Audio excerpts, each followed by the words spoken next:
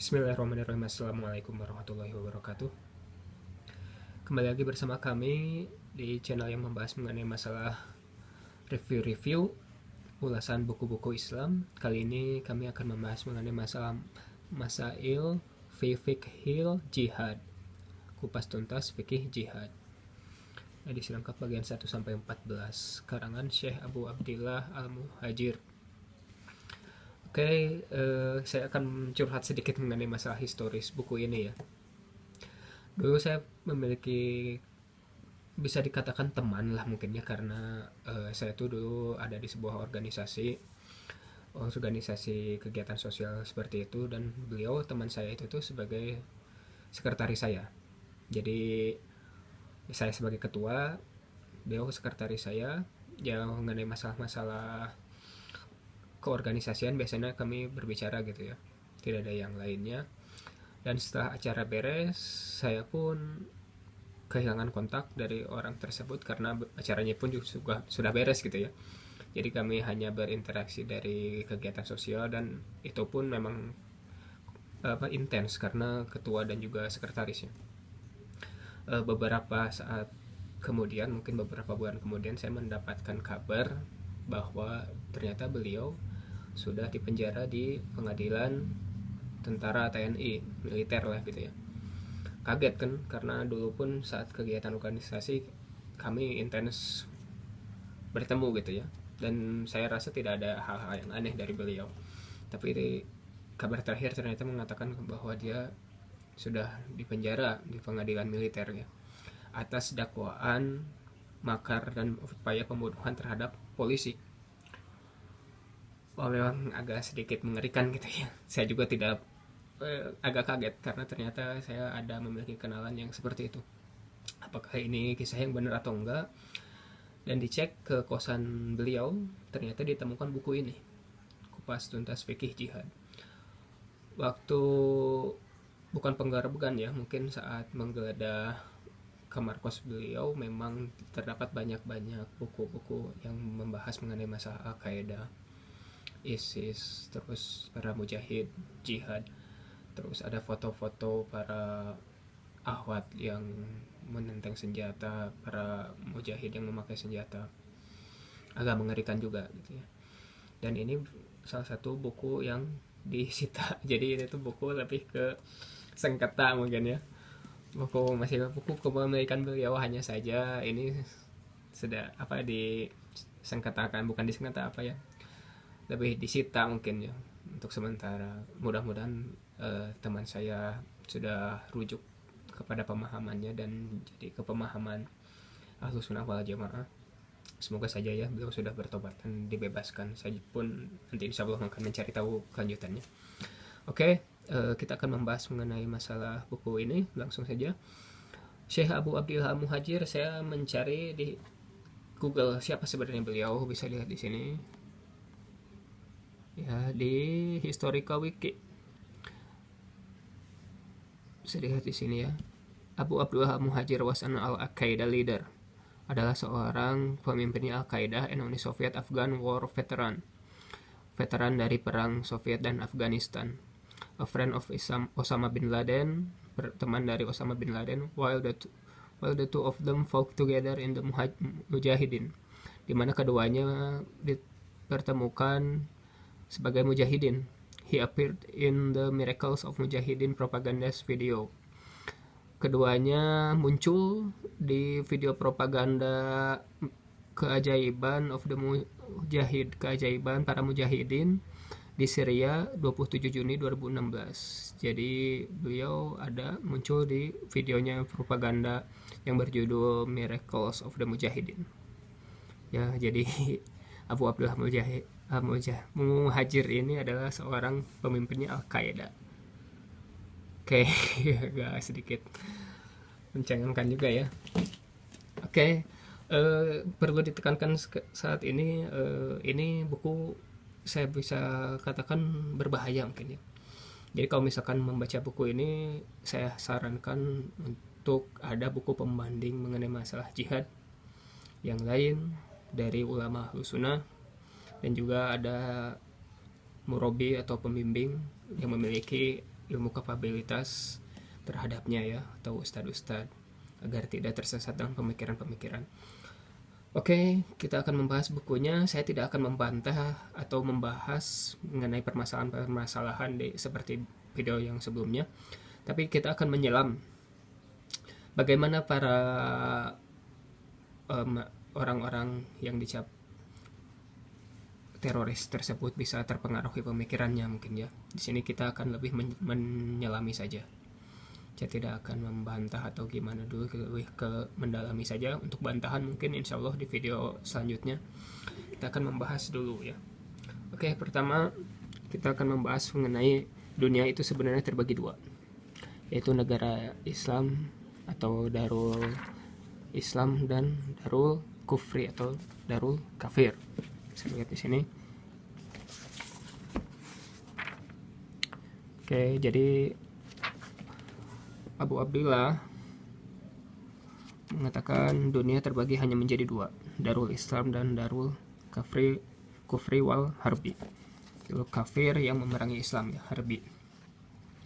Oke, di sini menggiring pada opini bahwa yang namanya Darul atau negara itu hanya dua, Darul Islam atau Darul Kafir. Oke, bisa lihat di sini ya. Oke, larangan berbaur dengan orang musyrik. Di sini ada fatwa-fatwanya ulama seperti Ibnu Qayyim, Ahkamun Ahli Zimah.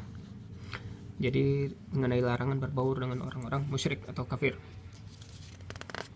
Jadi setelah membagi dunia ke dalam dua, lalu terdapat larangan untuk berbaur dengan orang-orang musyrik. Lalu ada perintah untuk hijrah dari Darul Kafir. Tapi sebelumnya membahas mengenai masalah definisi Darul Islam. Oke, telah berkata Ibnu Qayyim bahwa yang disebut hukum Islam, negara Islam adalah yang di dalamnya terdapat hukum-hukum Islam. Ya, teritorial yang tidak berlaku atasnya hukum-hukum Islam tidak bisa disebut sebagai Darul Islam, sekalipun namanya diklaim sebagai Darul Islam. Sedangkan Darul Kufri atau Darul Kafir, negara kafir, sebentar. Oke. Wilayah yang mayoritas hukum yang ditegakkan di dalamnya adalah hukum-hukum kafir. Yang mayoritas hukum yang ditegakkan di dalamnya adalah hukum-hukum kafir ya. Mayoritas. Saya ambil contoh, mohon maaf. Jika membahas mengenai masalah Indonesia, mayoritas hukum yang ditegakkannya adalah hukum-hukum di luar hukum Islam. Jadi mereka berkata bahwa negara yang memiliki mayoritas hukumnya bukan hukum Islam adalah Darul Kafir ya. Lalu ada fatwa harus hijrah dari Darul Kafir tersebut. Makanya kenapa para teroris itu tuh pada hijrah ke Syria, ke daerah-daerah konflik, karena dihukumi harus alias wajib hijrah sebagaimana Rasulullah dulu hijrah ke Makkah. Mereka beranggapan seperti itu ya. Nah, berubahnya status Darul Islam menjadi Darul Kufri. Jadi yang namanya status negara Islam atau daerah Islam bisa berubah ya. Oke. Lalu ada juga dalilnya memerangi kaum-kaum musyrik. Ya. Ijma ulama atas wajibnya memerangi kaum kafir harbi. Para fuqaha sepakat atas wajibnya, bukan hanya boleh tapi wajib menjumpai orang-orang kafir untuk memerangi dan menyerang negeri mereka jika tidak memadorotkan kaum muslimin ya. Mereka mengambil dalil bahwa Rasulullah SAW melakukan hal yang sama, yaitu mengirimkan surat-surat kepada para raja-raja seperti Raja Mesir dan Romawi sebelum memerangi mereka ya. Oke, jadi setelah membagi Darul alias wilayah atau negara menjadi Darul Islam dan Darul Kafir, mereka langsung memberikan fatwa wajibnya memerangi kafir harbi. Oke, bisa menyelami ya. Sebagaimana saya pun di sini sudah mulai agak ngeri ya. Lihat di sini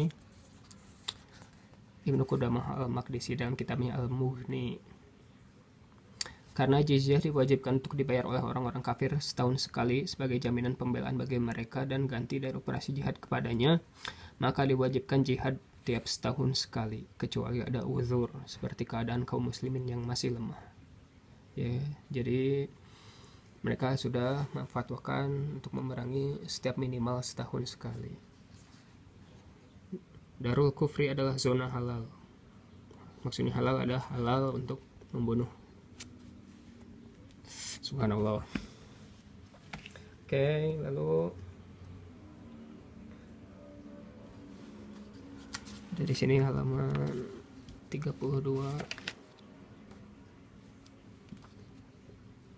Nah, negara Islam Bani Ubaid di Mesir, studi kasusnya itu ini Daulah Fatimiyah ya. Bani Ubaid dulu negara Islam tapi dikuasai oleh Ubaidiyun sehingga berubah hukum-hukum Islam, lalu diperangilah oleh Salahuddin Al-Ayyubi. Jadi di sini pun jika ada Darul Islam yang berubah menjadi Darul Kafir maka diperangi. Sebagaimana Daulah Fatimiyah ya, alias Daulah Ubaidiyah. Lalu apalagi ada sedikit yang mengerikan lagi di sini bisa dilihat. Dalil mengenai bolehnya mengorbankan diri di dalam jihad. Ya, mengorbankan diri di dalam jihad. Maksudnya apa? Seperti bom bunuh diri. Subhanallah. Adalah Al-Ahzab ayat 23. Dan di antara orang-orang yang beriman itu ada orang-orang yang menepati apa yang telah mereka janjikan kepada Allah, dan di antara mereka ada yang gugur, dan di antara mereka ada pula yang menunggu-nunggu, dan mereka sedikit pun tidak mengubah janjinya. Mereka mentafsirkan ayat ini mengenai masalah bolehnya mengorbankan diri ya. Bolehnya mengorbankan diri seperti bom bunuh diri dan lain-lain dilihat dari sebabun nuzulnya. Oke, bisa dilihat di sini.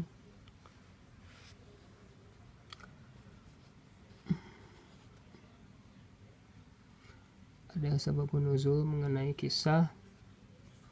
Nah, ini.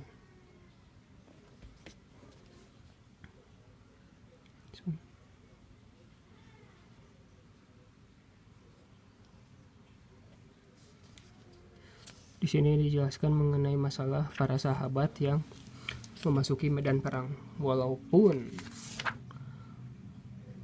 mereka tahu kalau misalkan jika mereka maju mereka akan meninggal alias dibunuh, tapi mereka sengaja untuk pergi ke medan perang ya. Bisa lihat di sini, saya akan bacakan ya. Pamanku Anas bin Nazir tidak ikut serta dalam perang Badar. Maka beliau berkata, wahai Rasulullah, aku tidak ikut perang pertama yang engkau memerangi musyrikin. Sekiranya Allah memberi kesempatan kepadaku hadir dan memerangi musyrikin, maka Allah akan melihat apa yang aku perbuat. Maka pada ketika pecah perang Uhud dan kaum muslimin kalah, beliau berkata, ya Allah, sesungguhnya aku beruzur padamu dari apa yang dilakukan mereka ini, yaitu larinya kaum muslimin dari medan pertempuran. Jadi saat perang Uhud, kaum muslimin pada lari, lalu Anas bin Nazir berlepas diri dari apa yang mereka lakukan ini. Lalu beliau maju, yang lain mundur, beliau maju. Anas bin Nazir ini maju dan bertemu Sa'ad bin Mu'az, lalu berkata, wahai Sa'ad bin Mu'az, demi Rabbnya Nazir, sesungguhnya aku mencium bau wangi surga di bawah kaki gunung Uhud. Sa'ad bin Mu'az berkata, aku tidak mampu berbuat sepertinya wahai Rasulullah. Berkata Anas bin Malik, lalu kami menemukannya terdapat 80 lebih luka berupa tebasan pedang, tombak, dan lemparan panah. Jadi yang lain kaum muslimin pada lari, ini maju menerjang ke pasukan musuh, walaupun sedang kalah tapi beliau maju ya. Kami mengira bahwa ayat ini turun berkenaan dengan Al-Ahzab ayat 23 yang tadi. Lalu Al-Hafiz Ibnu Hajar memberikan syarahnya, diperbolehkannya mengorbankan diri dalam berjihad, keutamaan dalam menempati janji walaupun terasa berat bagi jiwa. Fathul Bari. Oke, itu dalil mengenai masalah bolehnya mengorbankan diri. Ini bukannya saya yang salah paham, tapi di sini pun ada fatwanya beliau ya yang membolehkan. Halaman 58. Ya.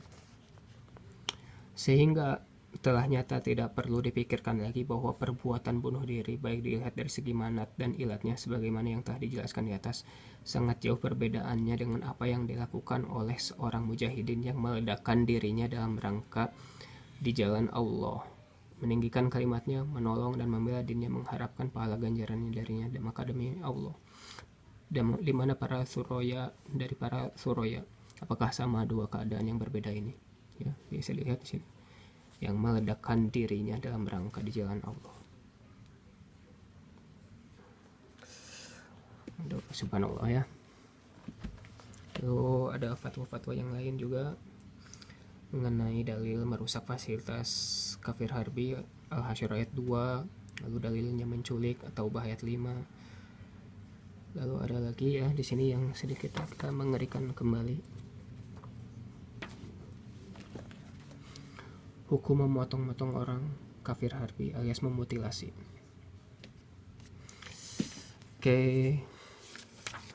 Di sini walaupun dijelaskan mengenai diharamkannya memutilasi, tapi ada juga dalil yang membolehkannya. Di buku ini dijelaskan seperti itu ya. Di sini bahas mengenai masalah dalil-dalil dan qaul-qaul ulama. Oke, kita lihat halaman 71.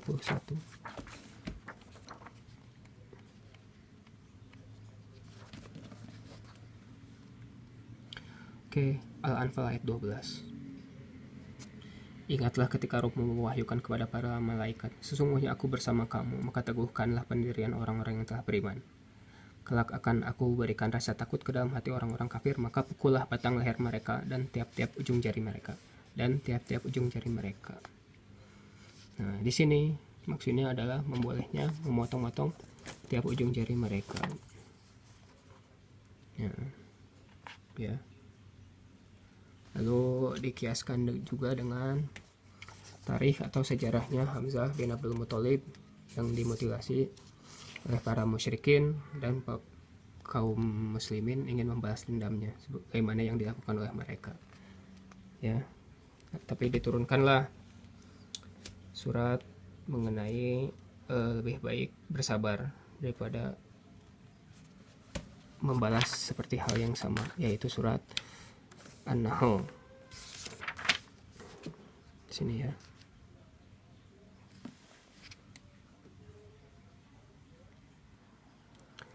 Halaman di sini itu halamannya ngacak-ngacak ya. Mohon maaf sebentar.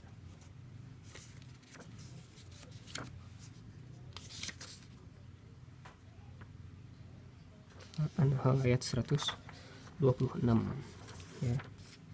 Seperti ini. Dan jika kalian menghukum mereka, maka hukumlah dengan hukuman yang setimpal sebagaimana tarikhnya atau sejarahnya Hamzah bin Abdul Muthalib yang dimutilasi ya. Jadi maka hukumlah dengan hukuman yang setimpal terhadap mereka. Namun jika kalian bersabar, maka itu lebih baik bagi orang-orang yang bersabar. Al-Quran sudah menjelaskan mengenai masalah lebih baik bersabar. Nah, tapi mereka membolehkan mengenai masalah mutilasi dengan sebab kisos. Ya, perbolehkannya memutilasi sebagai hukum kisos, sebagaimana kisah dari hadis riwayat Al-Bukhari mengenai Rasulullah pernah memotong anggota tubuh orang yang membunuh orang yang murtad membunuh dan mencuri unta. Bisa dilihat di halaman 75. Nah, hadis kaum Uraina. Jadi kaum Uraina itu tuh mengaku telah masuk Islam, tapi setelah mendatangi Rasulullah mereka menjadi murtad karena sebab mencuri untanya orang muslim di Madinah, mencuri lalu membunuh orang muslim tersebut lalu pergi. Jadi mereka mengaku Islam hanya sebagai pura-pura saja, dan Rasulullah menghukum mereka dengan cara memutilasi mereka dan juga ditinggalkan hingga mereka mati di tengah gersangnya terik matahari. Hadis riwayat Abu Hurairah. Mereka membolehkan mengenai masalah memotong atau memutilasi dengan sebab kisos ya, hukuman. Agak mengerikan juga ya. Lalu ada juga yang lebih mengerikan lagi.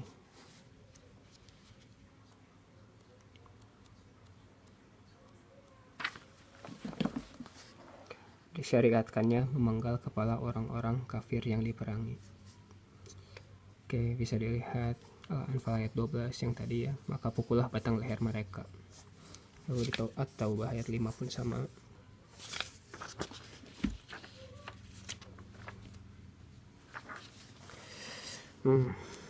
Agak-agak mengerikan ini ya. 104 ini.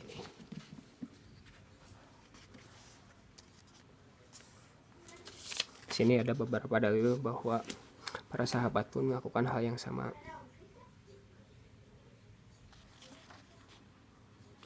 Rasulullah izinkan saya untuk memenggal leher orang munafik ini.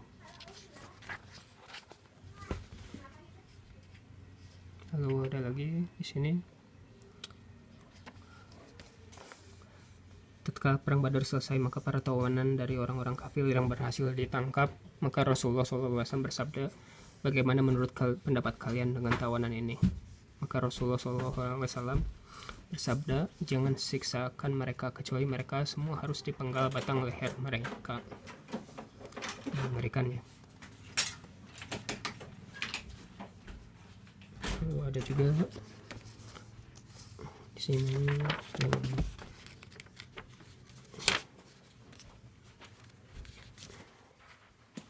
ya, jadi di sini membahas mengenai masalah dalil-dalil mengenai memotong leher para kafir. Aduh.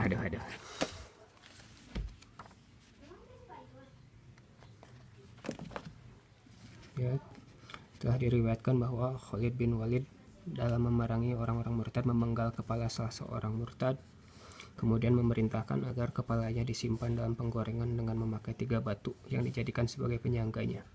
Maka Khalid bin Walid memakannya untuk menggetarkan orang-orang kafir Arab dan para murtadun serta selainnya. Al-Bidayah wa Nihayah. Aduh. Ada lagi. Oke. Menjelaskan tentang pemenggalan kepala dan membawanya sebagaimana yang telah dijelaskan oleh Ibnu Sa'ad dalam Tabaqat Al-Kubra. Mereka membawa kepalanya kepada Rasulullah. Beliau tidak mengingkarinya, sehingga jelaslah dengan asar ini bahwa tidak mengapa membawa kepala orang kafir. Hanya kepada Allah kita mohon taufiknya. Masya Allah.